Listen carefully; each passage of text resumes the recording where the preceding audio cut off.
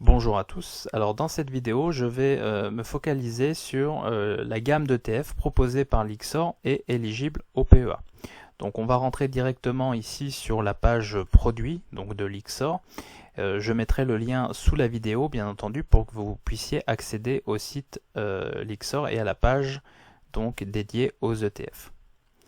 Alors une fois qu'on est sur cette page, on va cliquer ici sur l'icône PEA. Donc ça va nous permettre de faire ressortir ici une liste de 74 ETF éligibles au PEA. Et alors ce qu'on peut faire ensuite, et je le ferai après, c'est qu'on peut ensuite cliquer sur d'autres icônes pour sélectionner des sous-catégories. Donc c'est ce qu'on va faire ensuite. Et je vais vous présenter donc l'ensemble de la gamme Lyxor PEA. Alors, lorsqu'on investit dans des ETF, la première chose à faire c'est de prendre en compte différents aspects de l'ETF. Alors le premier aspect de l'ETF, c'est le type d'ETF. Soit, donc ici, on va comparer cela par exemple. Vous voyez, vous avez deux ETF CAC 40, donc le Lyxor CAC 40 ETF distribution et le Lyxor CAC 40 ETF accumulation. Donc la première chose à faire, c'est de bien différencier les ETF distribution et accumulation. Distribution, ça veut dire que les entreprises qui composent l'indice sous-jacent, donc ici le CAC 40, lorsqu'elles vont verser un dividende, ce dividende en fait va vous être versé, ou la part du dividende qui vous revient va vous être versé directement sur votre compte PEA. Pour les ETF accumulation, ce dividende va être directement versé en fait à Lyxor qui va le réinvestir automatiquement. Et donc ça permet en fait à vos dividendes de faire des petits au fur et à mesure que le temps passe. Donc bien faire la différence entre les ETF distribution et les ETF accumulation, que l'on appelle également capitalisation. Donc on voit des fois ici le mot capi, je le montrerai tout à l'heure, donc accumulation ou capitalisation, c'est la même chose. Alors la deuxième chose à prendre en compte, c'est la devise de cotation. Donc l'essentiel des ETF est coté en euros. Ceci étant, certains ETF sont cotés dans d'autres devises, comme par exemple le franc suisse, la livre sterling ou le dollar américain. Alors l'idée, lorsqu'on est un investisseur français localisé en Europe et investissant majoritairement au sein de l'Europe, c'est plutôt d'utiliser un ETF coté en euros. Moi, c'est ce que je fais, je n'utilise jamais d'ETF coté dans d'autres devises. Le troisième point important, ce sont les frais de transaction. Alors les frais de transaction, vous voyez, ils peuvent être relativement faibles. Si par exemple ici je les classe par ordre croissant, on voit que certains ETF ont des frais de transaction annuels de l'ordre de 0,07%, ce qui est extrêmement faible, puisque si on compare avec un fonds d'investissement classique de type FCP ou PCVM classique, d'accord, on a dans ces fonds des frais, annuels de gestion de l'ordre de 1,5 à 2% par an. Alors de l'autre côté, on trouve également des ETF avec des frais de gestion un peu plus élevés de l'ordre de 0,85%. Alors vous voyez ici on a 0,85%, 0,65%, 0,60%, etc. Généralement ça renvoie à des ETF, donc il y a des indices sous-jacents qui sont peut-être un peu moins liquides ou qui renvoient à des pays un peu plus exotiques et donc qui engendrent des coûts de transaction un peu plus élevés et donc des frais de gestion un peu plus élevés. Alors, autre point important, c'est l'encours sous gestion. C'est-à-dire que certains ETF ont des encours sous gestion extrêmement importants. C'est par exemple le cas ici du Lyxor Eurostoxx 50 avec des encours sous gestion de 3 812 millions d'euros, c'est-à-dire 3,8 milliards d'euros. Et vous avez également des ETF avec des encours sous gestion extrêmement faibles, comme le Lyxor PEA MSCI Europe. Donc avec un encours sous gestion de moins d'1 million d'euros. Ici, 500 000 euros. Donc bien entendu, quand vous avez ce genre d'encours extrêmement faible, il faut faire attention. Pourquoi? Parce que l'émetteur à un moment peut décider de retirer son ETF, ce qui vous oblige à ce moment-là à vendre vos parts. Et donc, vous ne pouvez pas profiter éventuellement de la hausse de l'indice sous-jacent au fur et à mesure que le temps passe. Et donc, vous ratez potentiellement la hausse future de l'indice sous-jacent dans lequel vous avez investi. Donc ça, c'est un point important à prendre en compte. Ceci étant, rien ne vous empêche d'allouer une petite partie de votre portefeuille sur ce type d'ETF, donc un peu plus exotique, éventuellement des ETF des pays émergents. Alors, dernier point à prendre en compte, et je vais vous donner deux exemples tout de suite, c'est le mode de réplication de l'ETF. Alors, je vais prendre comme exemple le Lyxor PEA Afrique du Sud. Donc, je vais ouvrir voilà, la page ici, je vais vous la montrer juste après. Et je vais prendre comme autre exemple l'indice, par exemple, l'indice CAC 40. On va faire ça comme ça, comme ceci. Donc, je vais vous montrer les deux indices et on va comparer les deux. Donc, vous voyez que l'indice CAC 40, donc je vais ici sur la page qui lui est dédiée. Alors rapidement, la page, en fait, vous avez le nom de l'ETF ici, vous avez la dernière NAV, c'est-à-dire Net Asset Value, donc c'est le dernier prix à la cotation d'hier. En général, vous avez 24 heures d'écart sur le site internet de Lyxor.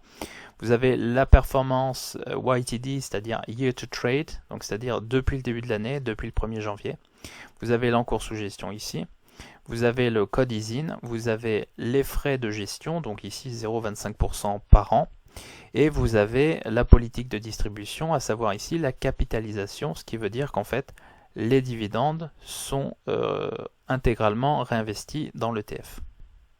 Alors, vous avez également d'autres informations ici. Donc, vous avez la présentation de l'indice sous-jacent et de l'ETF. Et vous avez également la date de création initiale de l'indice. Alors, on voit ici que l'indice a été créé en décembre 2018. Donc, c'est un indice relativement récent. Alors, le point qui nous intéresse ici, c'est celui-ci, à savoir la méthode de réplication. Alors, on voit ici que la méthode de réplication est directe, ce qu'on appelle également méthode physique. Alors, je prends un deuxième exemple, donc le Lyxor PEA Afrique du Sud.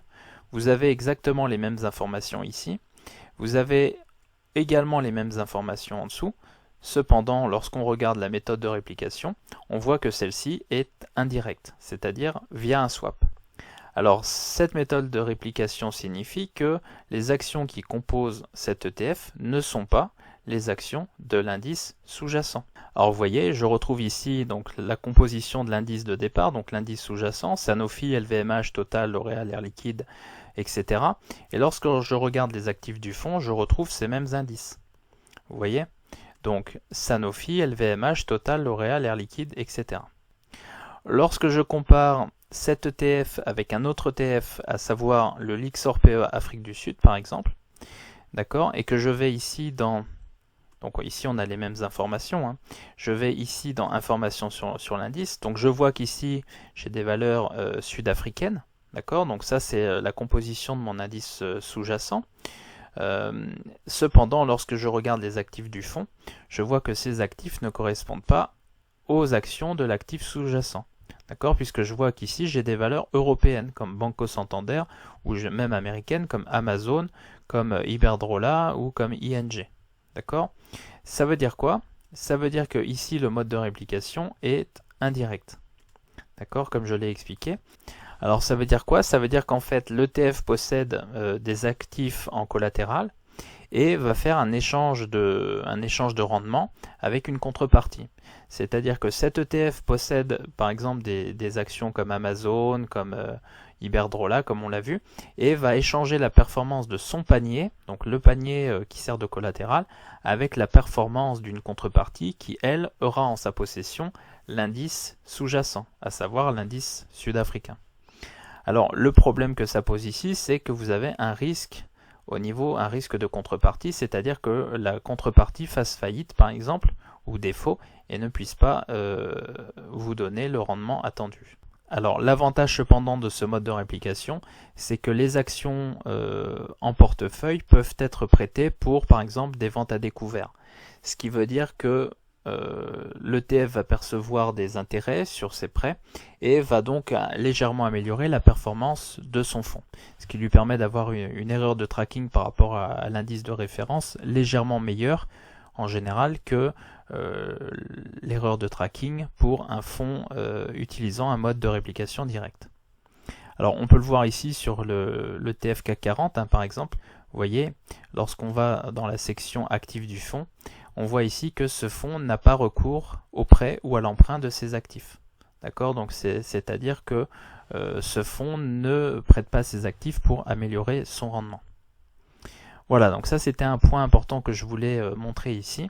Alors on va continuer ici. Donc je vais revenir ici. On va on va continuer ici en présentant les différents ETF de la gamme Lyxor ETF. Donc ici on va un peu sélectionner par catégorie et on va commencer de la manière suivante. La première approche qu'on peut avoir quand on investit sur un ETF, c'est une approche globale et donc une approche totalement passive. Dans ce cas-là, l'idée c'est d'acheter éventuellement un ETF monde et un ETF pays émergent. Alors on va regarder ce que ça donne. Si je mets monde ici, on va regarder ce que Lyxor nous offre. Donc je suis éligible au PEA ici, très bien. Alors Lyxor propose un Lyxor PEA monde, vous voyez, par capitalisation, donc par accumulation, ça c'est très bien, avec un taux avec des frais de transaction de 0,45% par an, ça reste relativement correct. Par contre, vous voyez, l'encours sous gestion est relativement faible. Alors, Lyxor offre également un ETF PEA émergent, vous voyez, donc avec des frais de transaction de 0,55% par an et un encours sous gestion de l'ordre de 15 millions d'euros, ce qui est également encore relativement faible. En tout cas par rapport aux ETF proposés par d'autres émetteurs que j'aurai l'occasion de présenter dans d'autres vidéos. Alors vous avez également un Lyxor PEA haut, alors là c'est plutôt, ça apparaît dans les choix ici pour le monde, mais c'est plutôt un ETF de type exotique, donc je ne vais pas le présenter ici dans cette catégorie. Donc vous voyez, première approche très globale, stratégie globale, passive. Donc on achète un ETF monde et un ETF pays émergent. Donc par exemple, je ne sais pas, hein, c'est un exemple, mais on pourrait acheter 80% d'ETF monde, c'est-à-dire que j'ai un portefeuille, j'investis régulièrement. 80% de cet argent, je l'investis régulièrement dans l'ETF monde, alors qui est à 63% en fait un indice américain, hein, puisque l'ETF monde c'est en fait un ETF composé des actions des 23 pays les plus développés, et cet ETF est majoritairement investi dans des actions américaines. Donc, par exemple, on peut investir 80%, c'est un exemple de notre portefeuille dans un ETF monde et les 20% restants, par exemple, dans un ETF pays émergent. Si, par exemple, on a un horizon d'investissement à très long terme et qu'on ne souhaite pas diversifier son portefeuille vers d'autres classes d'actifs du type obligation ou immobilier. Alors ça, c'est une première approche. Deuxième approche, donc je vais supprimer monde ici. Deuxième approche, on peut procéder également par zone géographique, donc on peut cibler plus des zones géographiques du type Asie, Asie-Pacifique ou Europe ou Amérique du Nord. Deuxième possibilité. Troisième possibilité, c'est de se focaliser uniquement sur des pays développés par exemple, donc on va regarder marché développé. Donc si je regarde un peu la gamme en marché développé PEA, on va retrouver de l'Eurostock 50 par exemple, on va retrouver du CAC 40, on va retrouver du DAX, on va retrouver, alors on va le passer en revue, hein, on va retrouver du FTSE MIB, donc l'indice italien. Alors attention parce que ici on est sur de la distribution, donc les dividendes ne sont pas réinvestis. On va retrouver de l'IBEX 35, donc pareil, distribution, les dividendes ne sont pas réinvestis. On va retrouver également normalement des indices américains. Donc par exemple, on va retrouver du Nasdaq 100. Alors là, attention, c'est un Nasdaq avec levier, donc effet de levier, donc ça ne rentre pas dans la catégorie des investissements à long terme. Je vais en parler juste après. On va retrouver quoi d'autre? On va retrouver du Dow Jones. Alors là, par contre, je vous mets en garde aussi parce qu'on a des frais de gestion qui sont relativement élevés sur le ETF Dow Jones Industrial Average. On va retrouver du Nasdaq 100 cette fois-ci, donc capitalisation, donc c'est-à-dire un ETF sur lequel on peut investir à long terme, avec des frais de gestion relativement corrects, de l'ordre de 0,3% par an. On va retrouver du S&P 500, pareil avec des frais de gestion plutôt faibles, par contre avec un encours sous gestion relativement faible. Voilà, donc ça c'est pour les pays développés. Alors on va essayer d'avancer rapidement pour voir un peu ce qu'on a d'autre. Voilà, tout ça c'est un peu moins évident. On va retrouver du Lyxor PEA Japon, donc là pour investir sur le Topix, la même chose, hein, encours sous gestion un peu faible et frais de gestion un peu élevés. Voilà, donc ça c'est pour les indices des pays développés. Alors, autre possibilité, on peut mettre également des pays émergents directement. Donc, je vais enlever pays développés. On va essayer de trouver ici. Alors, est-ce qu'on a pays émergent? Oui, marché émergent. Donc, on va regarder ça directement. Alors, vous voyez, Lyxor offre dans sa gamme PEA la possibilité d'investir donc sur le marché grec, sur le marché russe, le marché chinois, marché indien, le marché d'Afrique du Sud, le Brésil, la Corée du Sud et la Turquie. Alors, personnellement, la Corée du Sud, on le place souvent comme marché émergent. Moi, j'aurais tendance à considérer la Corée du Sud comme un marché développé. Bien entendu, ceci est discutable.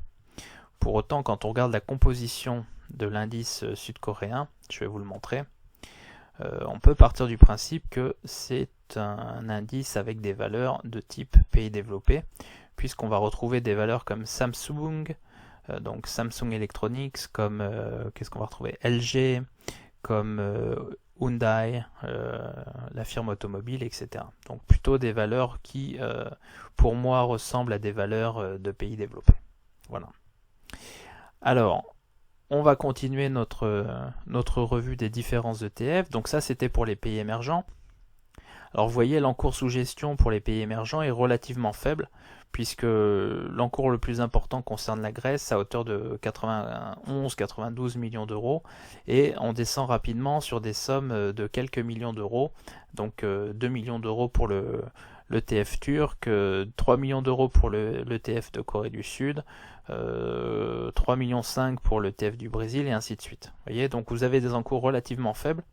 Alors, d'un côté, c'est un peu gênant parce qu'effectivement, l'émetteur un jour pourrait se dire il pourrait supprimer ces ETF en disant que c'est pas forcément très rentable. Maintenant, c'est aussi pour lui un moyen d'attirer des clients qui vont investir dans ce genre de pays. C'est-à-dire qu'il offre la possibilité, l'opportunité pour certains clients d'investir dans les pays émergents.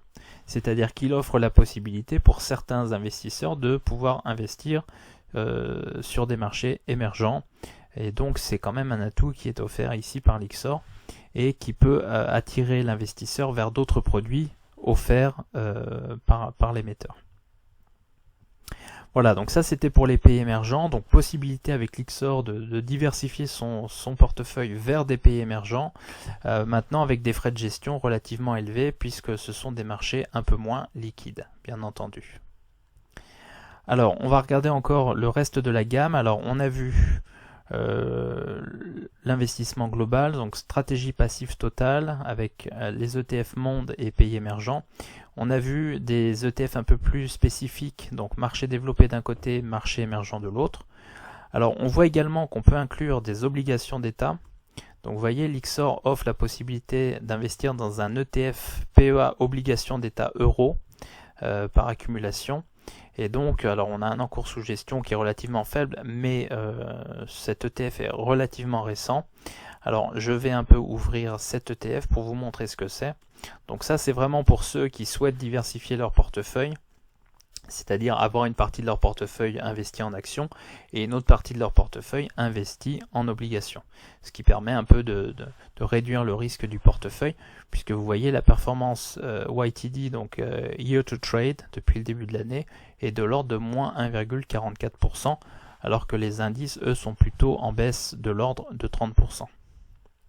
Donc vous voyez, cette ETF réplique en fait tout simplement un indice de référence. Et alors quand on va regarder, donc je ne vais pas rentrer dans le détail ici parce que c'est un peu technique. Alors il réplique cet indice de référence via un swap, donc réplication indirecte. Et quand on regarde l'information sur l'indice, en fait on va retrouver pas mal d'obligations italiennes, les BTPs, et françaises, FRTR. Voilà, et DBR ou DBR, je pense que ça, ce sont des obligations néerlandaises, mais ce serait à vérifier en détail. Voilà, alors ça c'est pour l'indice obligataire. Donc vous voyez, vous pouvez quand même diversifier votre portefeuille avec cet instrument. Alors bien entendu, ça dépend un peu de votre horizon d'investissement, c'est-à-dire que plus vous avez un horizon d'investissement élevé, plus vous avez un profil dynamique, plus votre profil est dynamique et moins vous allez mettre bien entendu des obligations dans votre portefeuille. En revanche, plus vous avez un horizon d'investissement court, plus vous êtes averse au risque, plus vous aurez tendance à vouloir insérer des obligations dans votre portefeuille. Voilà, donc ça c'est pour la partie obligataire. Alors on peut également mettre de l'immobilier. Alors je ne sais pas, peut-être thématique, on va regarder ici. Alors thématique, est-ce qu'on voit de l'immobilier ici? Voilà, c'est ici. Lixor PEA Immobilier Europe qui va reprendre l'indice FTSE. Voilà, c'est ici, donc l'ETF Lixor PEA Immobilier Europe qui va répliquer l'indice FTSE EPRA Nareit. Donc on va regarder ça tout de suite. Voilà, donc ici on a la réplique ou le tracking d'un indice immobilier. Voilà. L'indicateur de référence est l'indice FTSE EPRA Nareit Developed Europe, donc c'est pour les marchés développés européens. Net Return Index, donc c'est après les coûts. Dividende net réinvesti. Pourquoi? Parce que c'est CAPI, donc capitalisation, donc ça veut dire que les dividendes sont réinvestis. Net, ça veut dire qu'en fait ils sont taxés à la source dans certains pays et réinvestis ensuite dans l'ETF. Voilà, alors au niveau de la performance, alors on va regarder quand même l'information sur l'indice. Donc vous voyez que vous allez retrouver des valeurs foncières du type Vonovia, qu'est-ce qu'on va retrouver? Unibail Rodamco, vous allez retrouver Swiss Prime, vous allez retrouver Gecina et d'autres valeurs foncières européennes. Voilà, vous avez un rendement du dividende de l'ordre de 3,67%. Alors un point important quand on fait de l'investissement comme ça en bourse, c'est de bien penser à son patrimoine global. C'est-à-dire que, bien entendu, si vous êtes déjà lourdement investi, si vous êtes propriétaire par exemple de votre résidence principale, ou que vous avez des investissements immobiliers à droite à gauche, alors il n'est pas forcément intéressant d'investir dans de l'immobilier au sein de votre portefeuille PEA. Pourquoi? Parce qu'en fait vous ne faites qu'investir en fait sur la même classe d'actifs, et donc vous avez des actifs qui sont potentiellement tous corrélés entre eux. Alors puisque je parle de corrélation, c'est important ici, c'est pas parce que vous insérez des classes d'actifs différentes, donc par exemple l'immobilier ou des actions ou des obligations, que les performances de ces différents actifs vont évoluer de manière différente. Vous voyez par exemple ici, si je prends l'ETF CAC 40 qui nous est proposé par Lixor, on a une performance depuis le début de l'année de quasiment moins 35%. Si maintenant je compare cette performance à l'indice immobilier, vous voyez sur l'indice immobilier on est à moins 31% sur l'ETF immobilier. Donc au final on a une performance qui est très très proche entre l'indice action CAC 40 et l'indice immobilier européen. Donc c'est pas parce que vous mettez dans votre portefeuille, que vous insérez dans votre portefeuille différentes classes d'actifs que votre portefeuille ne va pas se recorréler à un moment. C'est notamment le cas pendant les cracks et pendant les crises économiques et pendant les récessions de manière générale. Voilà, donc ça c'est bien à prendre en compte. La seule classe d'actifs qui va éventuellement vous permettre de protéger un peu votre portefeuille pendant un crack, donc c'est soit le cash, c'est-à-dire que soit vous êtes passé en cash, soit éventuellement vous avez des réserves en cash, et c'est ce que fait notamment Warren Buffett dans son fonds Berkshire Hathaway. C'est son hedge. Son hedge, c'est sa position en cash, qui lui permet à un moment de racheter des entreprises à très bas prix pendant la crise ou pendant la phase de baisse, donc pendant le bear market, soit éventuellement la classe obligataire qui vous permet de vous rapprocher d'une performance nulle sur l'année, et parfois même positive. Voilà, donc maintenant je vais terminer avec deux catégories. La première, c'est la thématique secteur, et on va regarder ça tout de suite. Et ensuite, on terminera avec l'effet de levier et les ETF inverses. Donc, on va regarder ça en détail. Donc, au niveau de la thématique secteur, on va souvent retrouver des valeurs de l'Eurostoxx 600. Donc, des secteurs de l'Eurostoxx 600 comme l'automobile, comme les bancaires, comme le secteur de la chimie, de la construction, les valeurs financières, etc. Donc ça c'est une possibilité. Moi personnellement je n'utilise jamais les ETF sectoriels. Je préfère des ETF globaux de type alors soit marché développé, soit marché émergent, puisque j'aime bien faire de l'ETF picking en quelque sorte. Maintenant ça dépend vraiment de vos besoins et de votre profil d'investisseur. Alors j'aimerais faire un dernier point ici sur les ETF à levier et les ETF inverses. Donc on va regarder ceci en détail ensemble. Alors deux choses. La première chose, c'est qu'on trouve des ETF inverses. Alors souvent, ils s'appellent Daily Inverse. Alors, daily, ça veut dire qu'ils sont remis à jour quotidiennement. Ce qui veut dire que ce sont des ETF qui ne sont pas faits pour être mis en portefeuille sur très longue durée. Pourquoi? Parce qu'ils sont remis à jour régulièrement, ce qui fait qu'en fait, plus vous les gardez en portefeuille longtemps, moins ils ont de la valeur. Donc ça, c'est un point important à avoir à l'esprit quand on investit dans ce genre d'ETF. Ce sont des ETF qui sont majoritairement faits pour couvrir un portefeuille. Alors ici, je parle des ETF inverse ou inverse. Et donc en fait ici on a un ETF, donc inverse, c'est-à-dire qu'il va répliquer l'inverse de l'indice, ici le CAC 40, remis à jour de manière quotidienne avec un levier ici de 1. Donc c'est-à-dire que si le CAC 40 monte de 10%, je perds 10%. Si l'ETF baisse de 10%, je gagne 10% sur ma journée. D'accord? Maintenant, si je le garde sur longue période, en fait, le gain sera de plus en plus faible. Donc ce n'est pas un ETF à utiliser sur longue période. Et cet ETF doit uniquement être utilisé pour faire de la couverture de portefeuille. Alors, il existe également des ETF avec un levier 2, donc inverse à levier 2, comme le fameux BX4, que j'utilise personnellement. L'avantage de cet ETF, c'est de pouvoir offrir donc une exposition inverse à un indice sous-jacent, c'est-à-dire de pouvoir couvrir son portefeuille. L'autre avantage ici du levier 2, c'est de pouvoir en fait s'exposer avec un faible capital de départ. Donc c'est-à-dire qu'on a une grande partie du portefeuille qui est investi dans le marché, et avec cet ETF, comme il a un levier 2, on est capable de couvrir une partie de son portefeuille, une partie raisonnable de son portefeuille avec un petit capital, ce qui est tout du moins assez pratique. Alors on voit cependant que les frais associés à ce genre d'ETF sont assez importants, donc encore une fois, c'est pas le genre d'ETF à utiliser trop souvent. On trouve également donc ici des ETF qu'on appelle leveraged ou leveragés. Ce sont des ETF en fait qui vont répliquer l'indice sous-jacent mais avec un levier 2. D'accord? Donc ici levier 2, on peut également trouver chez d'autres émetteurs des ETF à levier 3. Voilà, mais encore une fois, donc ça ce sont des ETF à utiliser pour faire de la spéculation à très court terme. Personnellement, je n'utilise jamais les ETF à levier, donc comme celui-ci, donc leveraged, en étant long sur le marché. Pourquoi? Parce que je préfère avoir des positions à long terme sur un ETF et garder cet ETF à long terme. Par contre, effectivement, j'utilise de temps en temps les BX4 pour couvrir en partie mon portefeuille. Encore une fois, celui-ci doit être utilisé avec précaution. D'accord? Le but n'est pas de spéculer sur la baisse du marché, mais plutôt de protéger son portefeuille. Et parfois, il est préférable de ne rien faire que de vouloir protéger son portefeuille et de perdre de l'argent.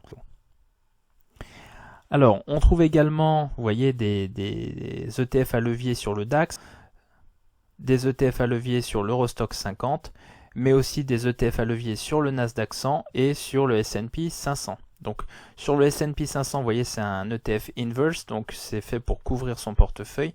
Sur le Nasdaq 100, c'est un ETF à levier qui est fait pour spéculer sur le Nasdaq 100. Voilà, donc ça c'est un aperçu des différents ETF à levier et inverse proposés par Lyxor. De mon côté, le seul ETF que je trouve intéressant dans cette liste, c'est le BX4, éventuellement pour couvrir son portefeuille. Maintenant, encore une fois, c'est un ETF qui doit être utilisé rarement dans des situations de marché particulières et donc qui requiert une certaine connaissance des marchés. Dans tous les autres cas, notamment lorsqu'on débute, il est préférable de ne pas utiliser cet ETF. Alors, je pense qu'on a fait le tour des différents ETF. Vous avez également des ETF pays, donc vous voyez, vous allez pouvoir les retrouver. Vous allez retrouver également des ETF small et mid. Alors je vais cocher ici là, voilà, parce qu'ici on va les voir ici. Voilà, vous avez ici des ETF small et mid cap également.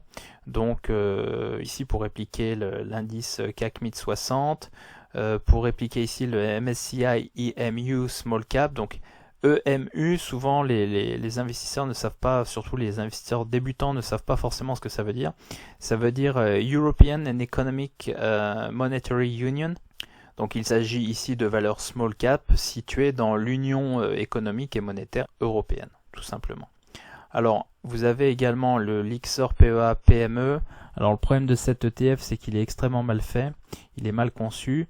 Pourquoi? Parce que vous avez des valeurs extrêmement volatiles.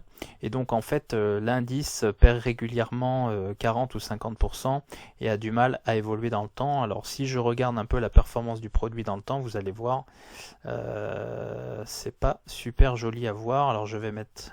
Voilà.